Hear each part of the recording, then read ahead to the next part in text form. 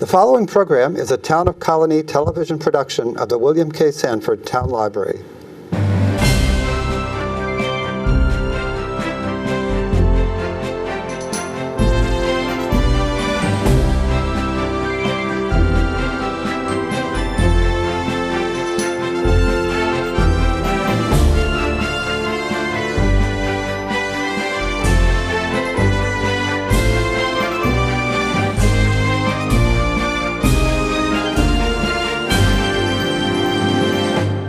Welcome to Getting to Know You. My name is Joe Nash. Today we're talking to Matt Shapiro. He is the Public Engagement Coordinator for the, it's called NAMI-NYS, which means the, the National Alliance on Mental Health.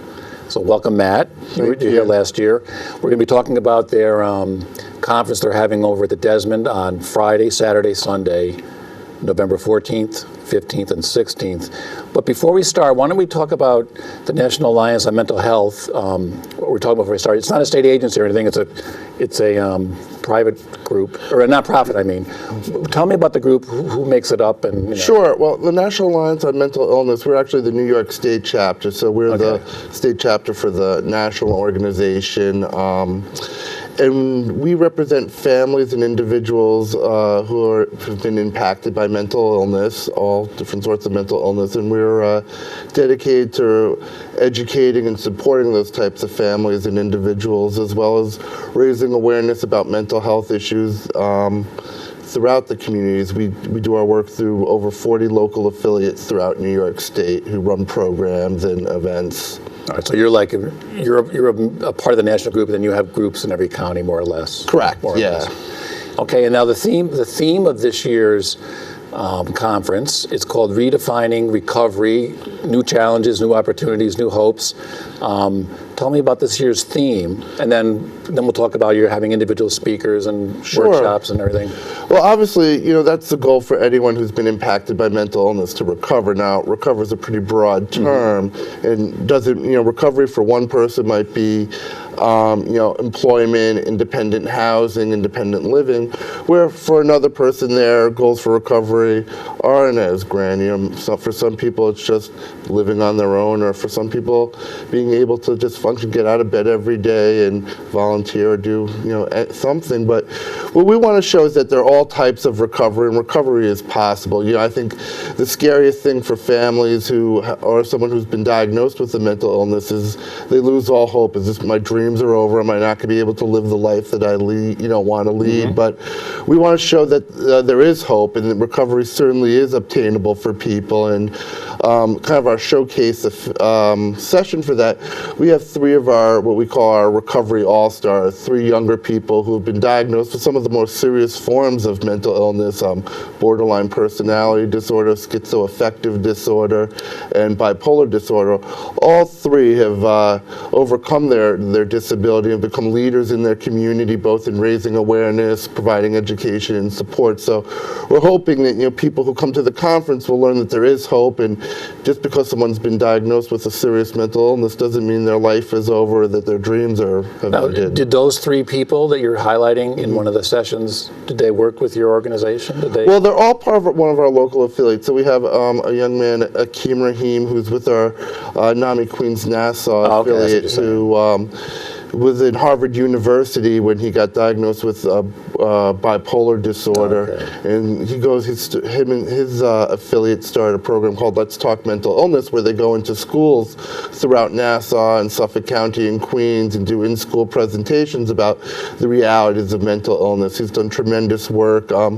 One of our other presenters, Jason Payne, is actually from this area, and started in our NAMI In Our Own Voice program, which teaches people who have a mental illness how to articulate their disease to broader groups, and he's used that to really broaden himself. Now he's working for the Catskill Center for Independence, and again, teaching different community organizations about mental health and mental illness. And then we have a remarkable young lady, Allie Hill, from our Mid-Hudson affiliate down in Poughkeepsie, who is the youngest of the panel. She's still in college, who got diagnosed with borderline personality disorder, and she's doing a lot to raise awareness on college campuses, high schools, in her local community. In fact, fact, she just got an award from our national organization at our annual convention in San Francisco this year.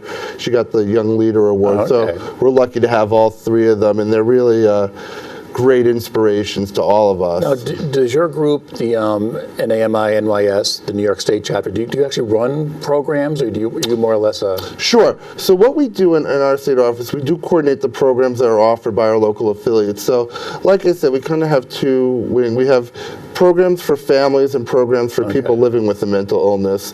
For families impacted by mental illness, we have our Family to Family program, which is a 12-week course that teaches people the realities about mental illness, how to communicate to your loved one, how to communicate your loved one's mental illness to other friends or families. Of course, that's always a big thing in our community. You know, a saying you hear a lot is, you know, when a family has a loved one with cancer, the community runs towards them. But when they hear the loved one has a mental illness, the community tended to run away from them. So a big part is how to communicate the realities of mental illness to friends and family. So that's one of our programs. We have our NAMI Basics program, which is very similar to Family, but it's for families who have younger children or adolescents with a mental illness, and that's, you know, how to get the proper support services, how to talk to the schools about your child's special needs, things like that. And then for our peers, for people living with a mental illness, we have the In Our Own Voice program, which I detailed earlier. We also have a program called Peer to Peer, where the peer support model is getting a lot of accolades and being more commonly used within the mental health field, where basically the course is led by two people who have lived with the mental illness or are engaged in their recovery, and it teaches people who've been diagnosed how to, you know, maintain their recovery, the different steps, how to take wellness, all the things you would want to do to try to. And then, of course, there's a wide range of mental illness. I mean, it's extremely wide, isn't it? And then on your webpage, it's NAMINS.org. It'll be on the screen here. Anyone can just log on and please. Like you said, NAMI New York State, NAMINYS.org, NAMI-NYS, .org, and you know, like I said, we're statewide. We encourage people to come on the website and learn about the programs. We also have a vast array of resources and educational materials. Now, on your conference this year at the Desmond, November 14th, 15th, and 16th, it seems like you're concentrating on certain groups. I mean, I know you just said you help anyone, of course, but your workshops and presentations, you seem to be concentrating on children and adolescents, mental health in the military, and vets and their families, and the criminal justice system, which I assume the prison population. Is there a reason why you're concentrating on these three this year? Well, yeah, certainly. The way our conference is structured, the Friday portion of it has focus tracks on those three focus groups, which you just discussed: children and adolescents, military families, and the criminal justice system. You know, I'll start with criminal justice. It's kind of the biggest. It seems to be in the news a lot lately with like issues about solitary confinement. Sure, and that's a big one. Mental health within the prison system. You know, it's a national epidemic with more people ending up in prisons than ever, and more people ending up who live with a mental illness ending up in prisons. In a lot of ways, the prisons have replaced the old mental health asylums, or you know. So we actually were very excited to welcome Sheriff Thomas Dart from Cook County, Illinois, right in Chicago, and he's gained national accolades for really transforming what is, in all intents and purposes, the nation's largest care provider for psychiatric services, which is the Chicago prison system. He acknowledged, you know, he was aware that as people were coming in, that many of them had a mental illness, you know, more than about half, and he really was the first to transform what the prison can be to drive rehabilitation for these people. So as soon as someone gets entered into the prison, they immediately have a psychiatric evaluation. If they're deemed to have an illness, they're put in a separate unit, which serves to really try to rehabilitate people. Were things like that not usually done until he came up with it. Yeah, I mean, really what he's done is revolutionary, and he, like I said, he's really transformed what can be done within prisons, and our hope is that, you know, these reforms can get enacted here in New York. We're very excited. Well, I see that he, is he going to be like the keynote speaker, right? Yeah, he is the featured speaker for Friday afternoon. And he was also, I don't know what organization, but he's like, was he one of the most 100 influential people in Time America? Magazine Time Magazine named him as one of the most 100 influential people in America. He's been featured on 60 Minutes. And this is mainly because of his sort of trying to help with these mental health issues in prison. Right. Well, as you know, as like with many states, as Illinois continued to cut back on mental health services, you had more and more people with mental illness living in the streets and eventually getting arrested and ending up in prison. And, you know, obviously he saw the cycle. They're in prison, they get released, they end up back in prison. Recidivism is a big problem right here in New York. In fact, Governor Cuomo just adopted 12 new steps this week to help advance recovery for people coming out of prisons. And, you know, it's a big part of his housing services and making sure people get the health services. So he kind of adopted a lot of those right there in the Chicago prison. You know, he wants to make sure that their experience within the prison is a rehabilitative one. So and is what he's doing, is the way you understand it, is you think it can be replicated in other states? Yeah, certainly. And that's our hope. You know, we're providing complimentary registrations for law enforcement and criminal justice personnel here in New York. So if anyone's watching who's involved in criminal justice, they can reach out to me. We'd love to have them and to learn what can be done, not just in prisons, but you know, jail diversion programs, reducing solitary confinement, like you say, and just understand how we can improve the mental health or mental illness criminal justice interface here in New York. Now, the second group, of course, the war is still, the results of the war are still with us. One of the other groups you're concentrating on is vets and their families. What would you want to say? I mean,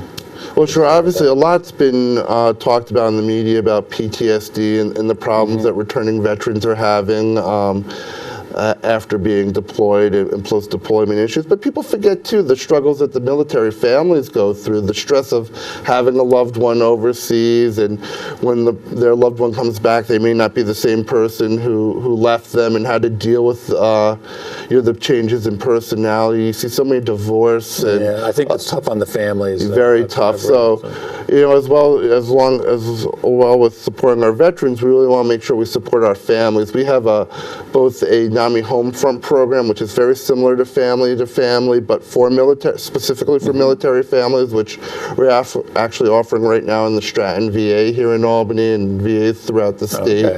We also have a vet-to-vet program, which is very similar to the peer-to-peer program, which I mentioned before. And we're very excited. We actually have Judge Robert Russell, who's also a visionary in criminal justice, but specifically towards veterans.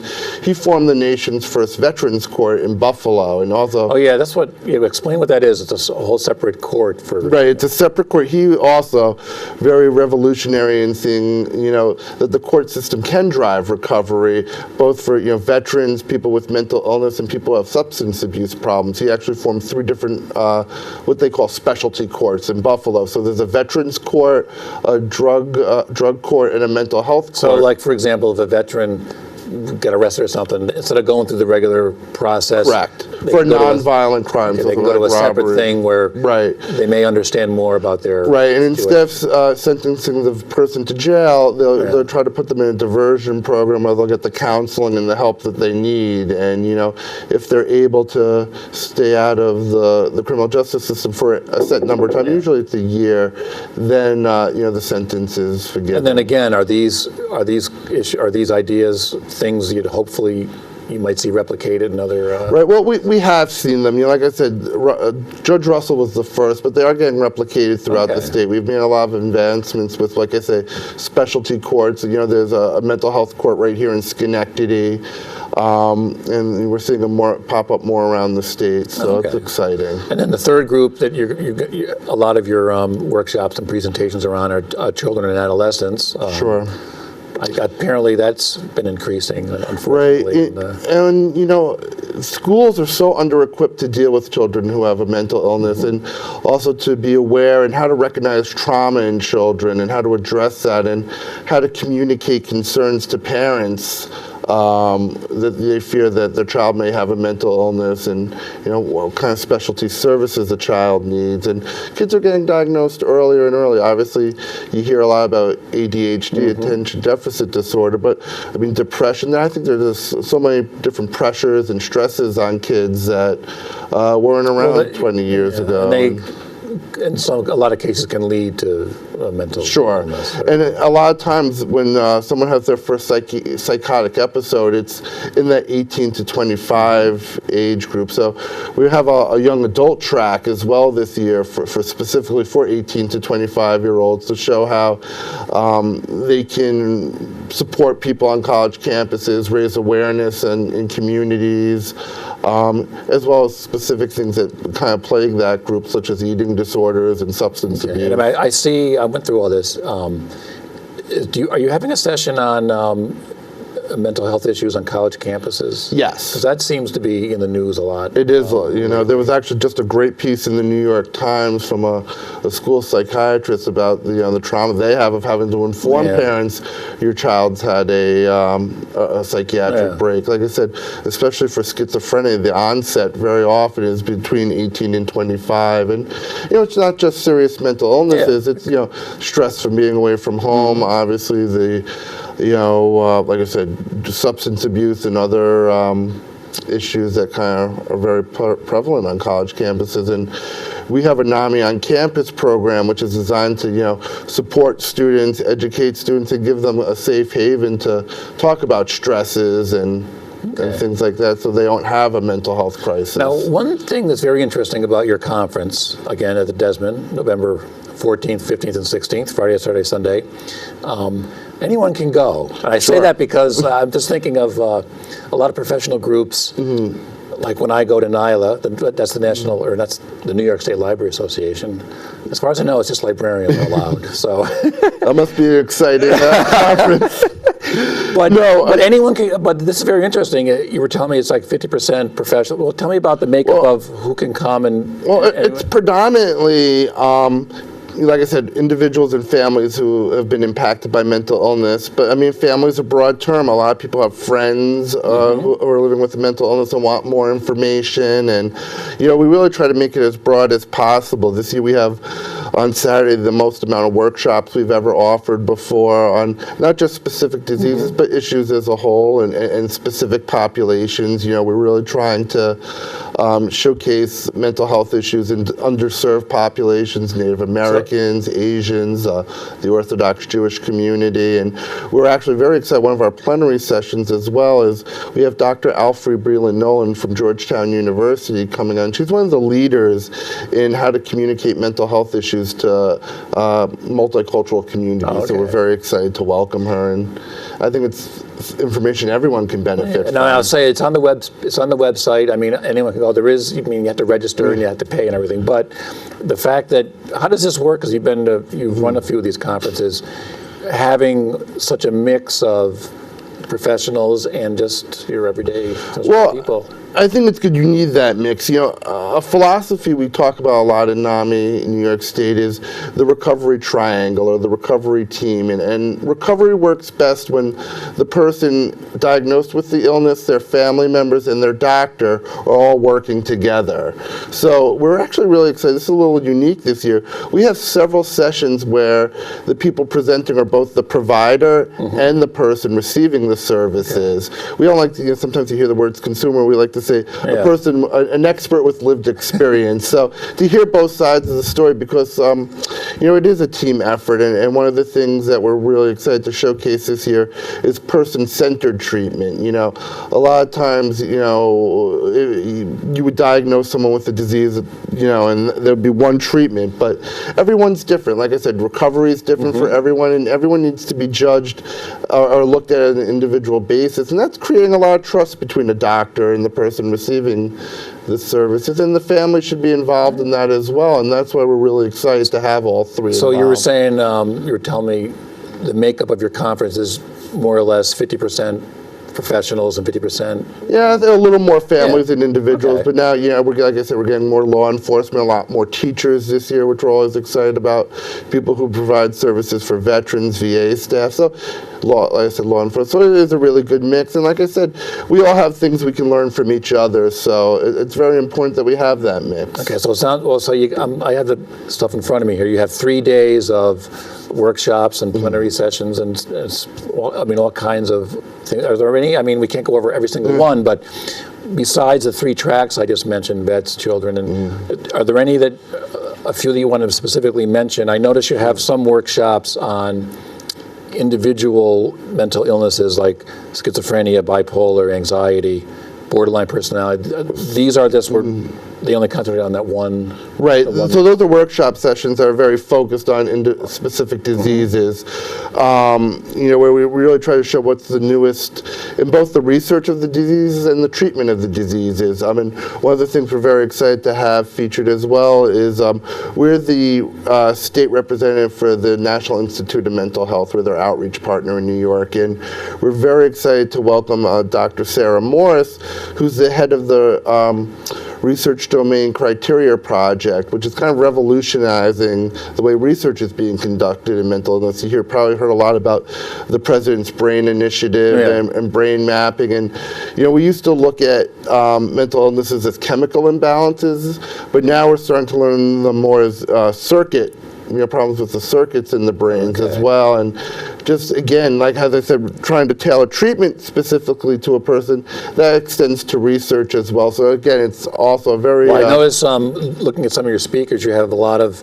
people from all over the country, very nationally recognized people. Yeah, we always strive to bring in national leaders in both research and treatment, as well as leaders of people who have lived with the mental illness and recovered for it. That's important too. That we do want to, the main message again is that recovery is possible.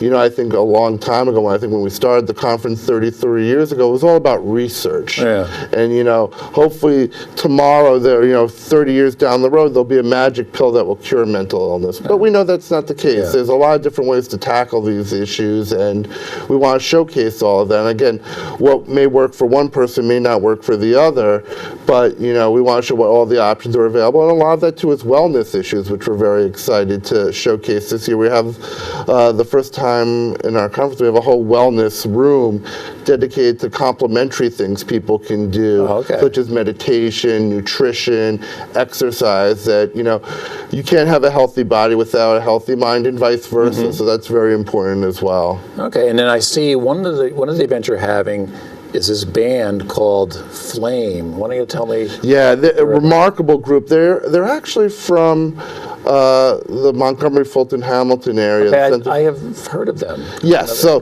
they're a 12-piece band. All of their members have a physical or developmental disability. They've played all over the world, actually. They've been on the Today Show, and they're really remarkable, like I say. I mean, they're a great band. They do mostly cover songs, and I think sometimes you think of something like that, and you think, oh, it's just a feel-good story, but these guys are actually great musicians. I mean, if I didn't tell you that they had disabilities, you probably wouldn't realize it, other than you see one person's blind, but it's just remarkable what they've been able to do, and they've inspired people all over the country. And it's nice on Saturday night, we have 2 dense days of learning to be able to celebrate, something we're very, very proud of is the spirit of our families, and they've had to overcome a lot. People with mental illness have to overcome a lot. So after learning, 2 days of heavy learning, it's nice to celebrate the NAMI spirit. And they're from New York State, right? Yep, like I said, right out here in Amsterdam. Yeah, I think somebody who works in our library was telling me about them, and we're trying to get them here, but I think they charge too much, I think.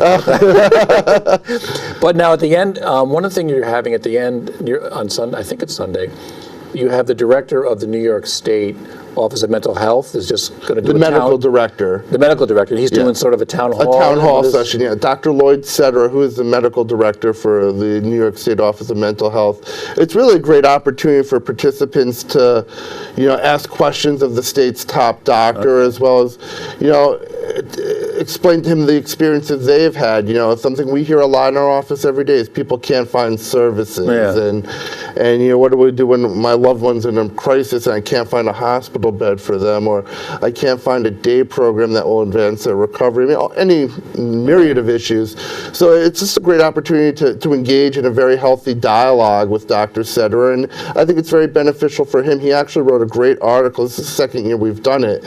We did it at last year's conference too, and he did a great article in the Psychiatric Journal about his experience in last year's town hall, called it My Sunday Morning with Mental Health Advocates. So it has an impact on him as well. So it's a great opportunity for our participants to get their voices heard. And then he wrote that's a national publication, right? Oh, okay. And then you also have an Ask the Doctor with Dr. Was it Dr. Lou Opler? Yeah. Opler, so, you know, we tried to design the conference to answer everyone's questions, but, you know, people have specific situations, and it's just a nice way to wrap up the conference. Any questions that might not have gotten answered throughout the weekend, specifically about treatments they might have heard about, or, you know, not everyone can ask questions of every speaker, so it's a good way just to wrap up and get any of your unanswered questions. So I would think, do these sessions also, again, is it many professionals and many just... Well, Sunday it's more families. The more professional days are Friday, Saturday, where it's mixed. By Sunday it's really more of our families.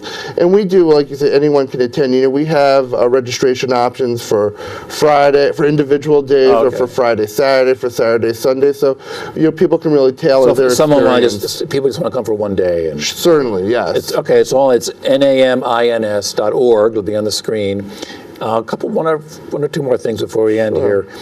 You have some exhibitors there from certainly. What are what kind of companies would come? No, of course. You know, people who provide mental health services, whether they be day programs, hospitals, full-time residential programs. So they set up a little booth or something. Correct. Yeah. All right. So that is Friday, Saturday, and Sunday, November 13th, 14th, and 15th, right here over at the Desmond. It's the conference for the Redefining Recovery, New Challenges, New Opportunities, New Hopes, the National Alliance on Mental Health, the New York Chapter. So, Matt, have I forgotten anything? No, I think we got it all. So just, again, we encourage everyone to attend. If you want to learn more about mental illness, please, it's a great opportunity.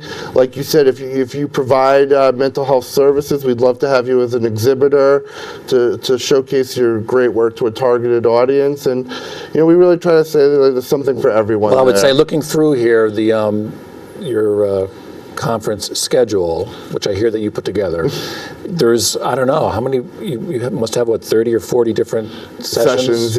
Counting presentations, workshops, so there's a lot going on all aspects of mental health, but you're sort of concentrating on those three groups, more or less? Well, like I said, Friday are the three groups, and then Saturday, Sunday, it's broader. Okay. Yeah. All right, well, Matt, thanks for coming. Well, thank you for having me again. Okay, and then anyone watching, go to the website, and if you want to go to the conference for 1 day, 2 days, or 3, and we will see you next time on Getting to Know You.